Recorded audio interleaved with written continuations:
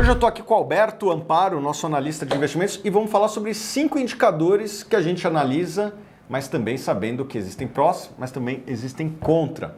Esses indicadores provavelmente você já usou e tem acesso em várias plataformas, como o Status Invest, que a gente vai mostrar um pouquinho para vocês. Tudo bom, Alberto? Tudo ótimo. Um prazer estar aqui, Thiago. Vamos lá, pessoal, ver esses indicadores. Bom, primeiro indicador que a gente sugere que você analise, sabendo que existem imperfeições, e a gente vai falar algumas delas aqui, tá?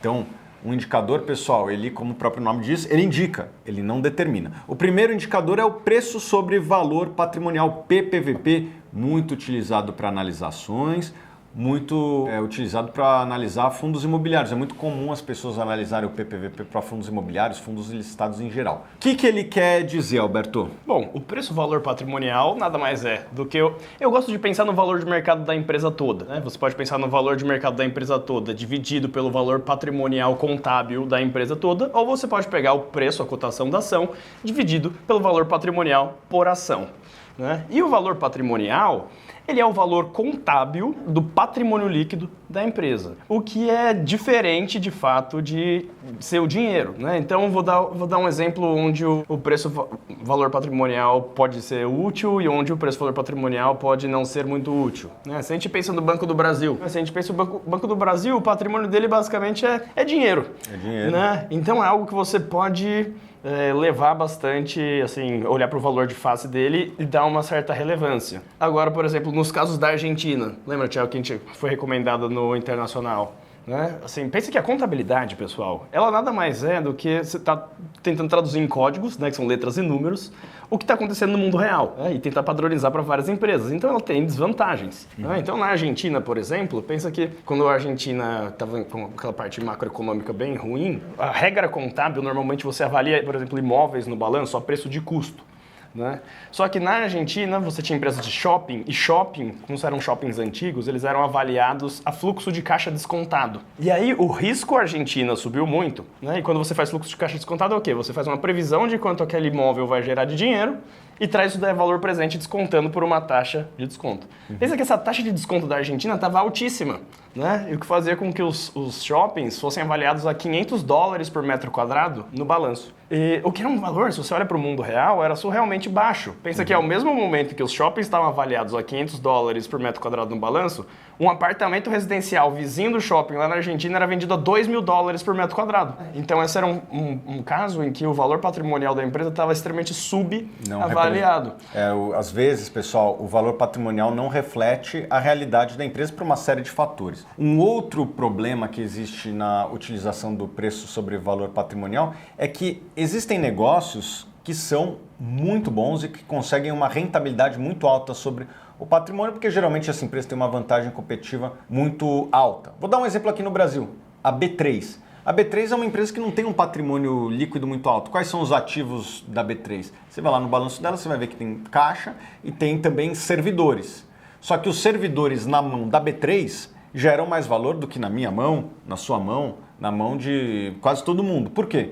Porque ela construiu em cima desse servidor um negócio que é difícil de replicar. Se eu pegar todo o software, todo o servidor e falar, não, vou competir com a B3, provavelmente eu não vou conseguir nada de participação de mercado e na minha mão esses ativos não valem tanto. Por consequência, ela consegue ter uma rentabilidade muito alta. Então, existem negócios que você utilizar o PPVP na sua análise vai te atrapalhar. Quais negócios? Geralmente aqueles negócios que têm uma rentabilidade muito alta sobre o patrimônio. Então, tome cuidado no PPVP. Você, investidor, sabe como que você remunera o seu assessor?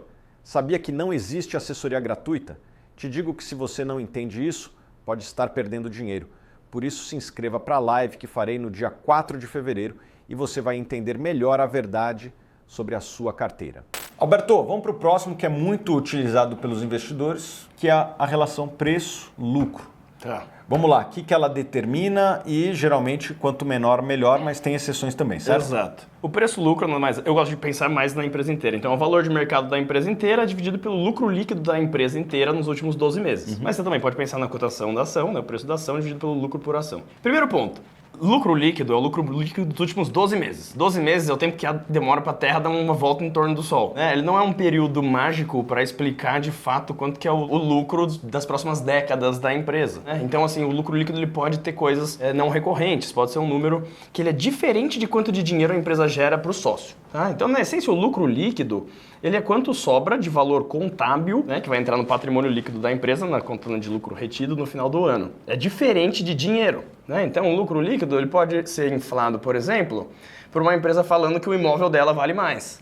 No ano. Assim, ou às vezes ele é de fato um lucro, mas ainda não se materializou em caixa. Vou dar um exemplo, uma venda a prazo. É muito comum varejo, empresas de construção venderem a prazo. Então, uma empresa de construção civil, ela vende o imóvel hoje e o cliente vai pagar daqui 1 ano, daqui 2 anos, daqui 3 anos. Não teve necessariamente uma geração de caixa hoje. Se o cliente vier a pagar lá na frente, esse lucro vai virar caixa. Mas hoje não virou caixa. Existe um risco nesse caso específico, até do cliente ficar inadimplente no meio do caminho e aquele lucro lá atrás tem que ser revisto, porque o cliente não tem condição mais de pagar aquela parcela. Então, primeiro, como o Alberto falou, lucro não é caixa. Segundo defeito, o que aconteceu nos últimos 12 meses não necessariamente vai se replicar nos próximos 12 meses. Pode ter tido um efeito não recorrente ali no meio. Vender um imóvel acima do valor contábil, você entra a diferença como um lucro líquido. Mas Sim. A empresa, se não é uma empresa que vende imóveis como core business dela, é um negócio que não vai acontecer muitas vezes. Às vezes a empresa tem uma dívida grande em dólar e num determinado trimestre o dólar cai. Isso tem uma marcação a mercado da dívida que em reais agora vale menos e por conta disso a empresa apresenta o lucro. Então o lucro pode ser poluído de várias formas. Tem outro ponto que é bom de citar, que o lucro líquido você subtrai na DRE a depreciação e amortização. Sendo que a depreciação e amortização muitas vezes a empresa tem que reinvestir mais do que a depreciação para simplesmente se manter competitiva. Bem lembrado. Então muitas vezes o lucro líquido da empresa ele nunca consegue voltar para a mão do sócio. Como você vê, por exemplo, lá em companhias aéreas ao longo do tempo, empresas têxteis, empresas que não têm vantagens competitivas normalmente. Beleza. O terceiro indicador que eu vejo muita gente utilizar é o dividend yield. E antes de avançar no dividend yield, a gente está falando, vamos dizer assim, dos desafios de utilizar somente uma métrica, mas elas têm as suas utilidades, a gente usa no nosso dia a dia, mas jamais compraríamos uma empresa só porque ela tem um preço-lucro baixo, um PPVP baixo, ou mesmo um dividend yield alto. Eu sempre fui uma pessoa muito vocal para que as pessoas não olhassem somente o dividend yield num fundo imobiliário, num fiagro ou qualquer outra coisa. Esse é um ponto importantíssimo, O múltiplo é a porta de entrada. Sim. Depois você tem que olhar a casa inteira, Porque muitas vezes o camarada vê, esse fundo paga mais dividendo que o outro. Mas vai ver o risco que cada um está correndo. Um está emprestando para clientes que são muito mais arriscados do que o outro, e o outro fundo está emprestando para empresas que são listadas na bolsa, etc. É natural que o yield de um fundo que empreste para empresas mais sólidas seja menor, o yield ser menor do que alguém que corra mais risco. Então, se você compara só yield com yield, você pode estar chegando numa conclusão equivocada.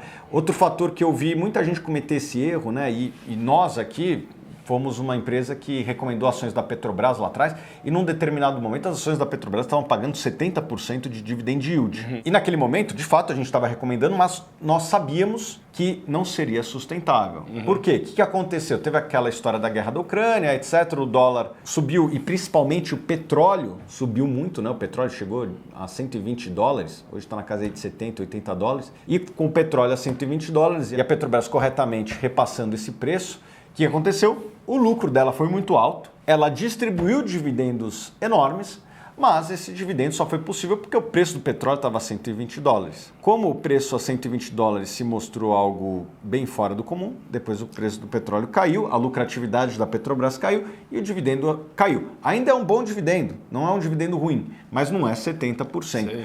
Portanto, pessoal, ainda mais em empresas de commodity, não olhe dividend yield dos últimos 12 meses, porque às vezes o preço da commodity dispara ou cai muito e o dividendo que você vai ver ou vai ser muito alto ou vai ser muito baixo. E o que eu analisaria é quanto esta empresa tem de capacidade de pagar de dividend yield ao longo do ciclo. Exato, a perenidade desse dividendo. Pessoal, a empresa que está falindo, encerrando a operação, vendendo tudo e distribuindo para o sócio, provavelmente o yield dela vai ficar grande, mas depois daí ela está morta. Inclusive tem empresa que está fazendo isso. Outra coisa, empresas que recompram ações, se você olha só o dividend yield, você não está vendo o shareholder yield, como a B3. A B3, ela compra mais ações, que também é devolver dinheiro pro sócio. É como se, não é a mesma coisa, não é exatamente a mesma coisa, mas é como se você estivesse recebendo dividendo e comprando mais ações para você automaticamente. Ou seja, está aumentando sua participação na empresa. E se você olha só o dividend yield da B3, você não vê todo o dinheiro que ela está te retornando. Exatamente. Vou dar aqui um exemplo que eu investi na Apple lá atrás. E a Apple foi uma empresa que sempre preferiu fazer recompras do que pagar dividendo, até por uma questão tributária lá dos Estados Unidos. Eu comprei as minhas ações, boa parte delas, em 2016. A empresa valia uns 300, 400 bilhões de dólares. De lá para cá, ela recomprou em ações mais ou menos esse valor, Alberto. Então, ela recomprou basicamente quase que o valor de mercado total que ela tinha naquela época. Obviamente, a ação subiu. E a Apple recomprou nesse período cerca de 3 vezes mais do que ela pagou de dividendo. Alguém que olhasse só dividendo e falar, esse dividendo da Apple é baixo. O que eu recomendo é que você também bote as recompras nessa sua conta. Você citou a B3 e existem várias outras empresas. Acho que o pessoal entender recompra assim rapidinho, né? Pensa assim, sei lá, você tem um negócio com mais 4 sócios, então o negócio tem 5 donos, cada um tem 1/5 do negócio, cada um tem 20% do negócio. Imagina você pegar o dinheiro que o negócio gera e compra a participação de uma pessoa. Isso. E você não vendeu a sua, né? Agora todo mundo tem 1/4 do negócio, 25% do negócio. Sim. E se continua assim, de repente você se torna dono total do negócio. Exato. Você não vira. Já teve empresas americanas que recompraram até 90%. Não, se a Apple não tivesse subido, você era o último dono da Apple, né? Provavelmente, infelizmente subiu. O quarto indicador que a gente analisa, daí já é um indicador mais com relação ao balanço da empresa, que é a relação dívida líquida sobre EBITDA. O que você acha desse indicador? Olha, o EBITDA ele tem diversas desvantagens, porque o DA, né, depreciação e amortização, ela é uma estimativa que normalmente ela não condiz muito com a realidade, com quanto tem que ser reinvestido no negócio. Porém, para o credor, né, que é quem está emprestando dinheiro para a empresa, esse é um múltiplo bastante importante, porque se a empresa vai quebrar, aquilo lá se aproxima da geração de caixa potencial da empresa. Mas, então, né, é um indicador importante. Muitos covenants de dívida, né, que são cláusulas no contrato de dívida, que assim, se você tiver, se o resultado caiu muito, né? Pensa, dívida líquida e EBITDA. Tem covenant, sei lá, se chegar a 5 vezes esse indicador, ou seja, a dívida é 5 vezes maior do que o seu EBITDA, você é obrigado a pagar naquele momento a dívida, né? Então é um indicador que ele é muito utilizado pelos credores e aí, o EBITDA ele se aproxima da capacidade de geração de caixa da empresa, ainda mais se ela entrasse numa recuperação judicial. Mas a desvantagem é o quê? Você não paga de fato com o EBITDA, né? Você paga com a geração de caixa, a sua dívida. Então é um indicador que eu uso, ele é útil, mas você também tem que entender quão sustentável é esse resultado da empresa. E existem dívidas que não transitam em balanço também, né? Então, por exemplo, empresas que têm pagamentos a fazer em aquisições de outras empresas. É muito comum, numa aquisição, uma parte ser paga à vista e outra parte ser paga a prazo. Se a empresa adquirida performar bem, se paga mais, etc. e tal. Muitas vezes esses valores não são contabilizados em dívidas. Existem várias outras situações análogas em que muitas vezes a empresa está devendo, mas não transita na dívida. Por quê? Dívida líquida só conta aquele endividamento oneroso, ou seja, aquele que tem juros que a empresa tem que pagar. Além disso, o próprio EBITDA, ele não é uma perfeição, como o Alberto falou, da geração de caixa.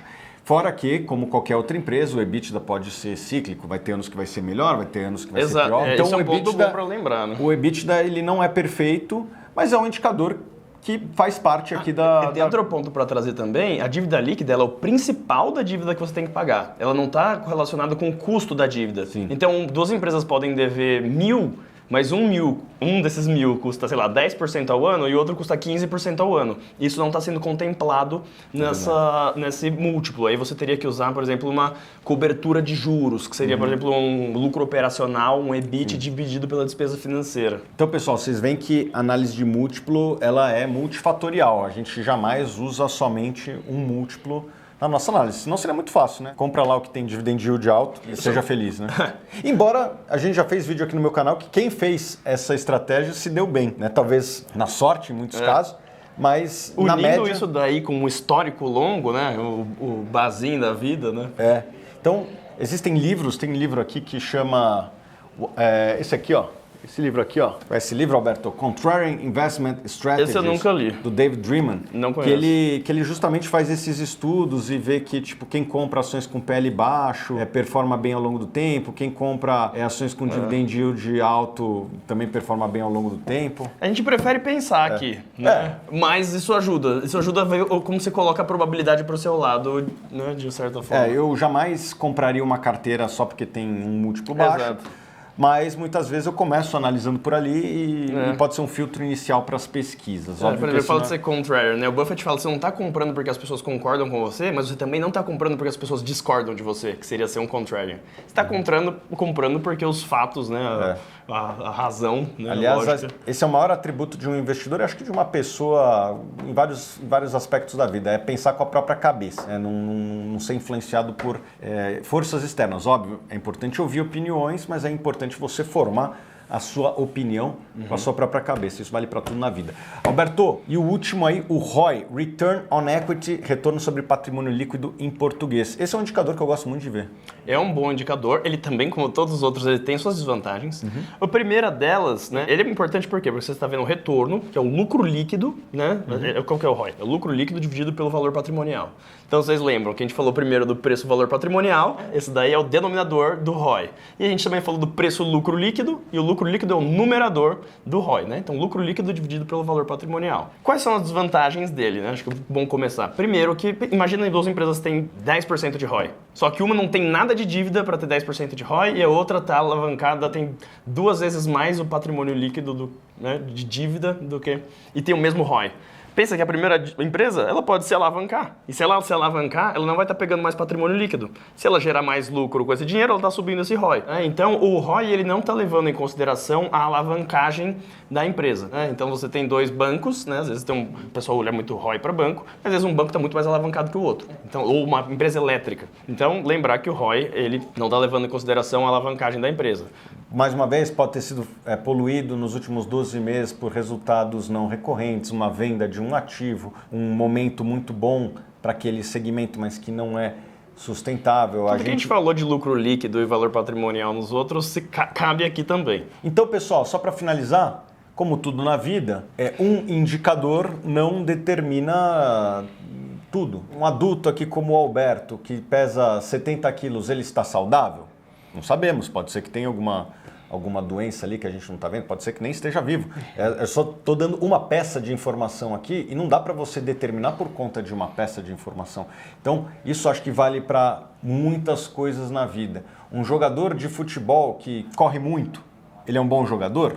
Não sabemos. Um jogador de futebol que leva muito cartão vermelho, é um mau jogador? Não necessariamente. Tem aquele jogador lá, o Sérgio Ramos, que é zagueiro. Tomou muito vermelho. Tomou muito vermelho, um bom jogador. Então, um indicador só não dá para determinar nada na vida e muito menos investimentos. Isso não significa que tem valor. Pô, o cara toma muito cartão, dava para reduzir um pouco o número de cartões e etc. A mesma coisa para uma empresa. Pô, esse ROI tá bom, mas será que ele é alto ao longo do tempo? O que explica esse ROI? Tem uma vantagem competitiva? Ou a B3 ela tem de fato várias vantagens competitivas. A Apple, que tem um ROI alto, tem várias vantagens competitivas também. Então, é um bom caminho para você começar a sua análise. Eu faço isso, quais empresas que têm esse perfil, que conseguiram crescer resultado, que têm boas margens, etc. Eu começo a analisar empresas assim, faço um filtro, inclusive no Status Invest dá para fazer isso, mas jamais eu compraria só por conta disso, porque tem várias outras nuances ali no meio que precisam ser analisadas. Certo, Alberto? Daria pra gente ficar falando aqui durante horas e horas e horas e horas, né? Mas eu acho que, tentando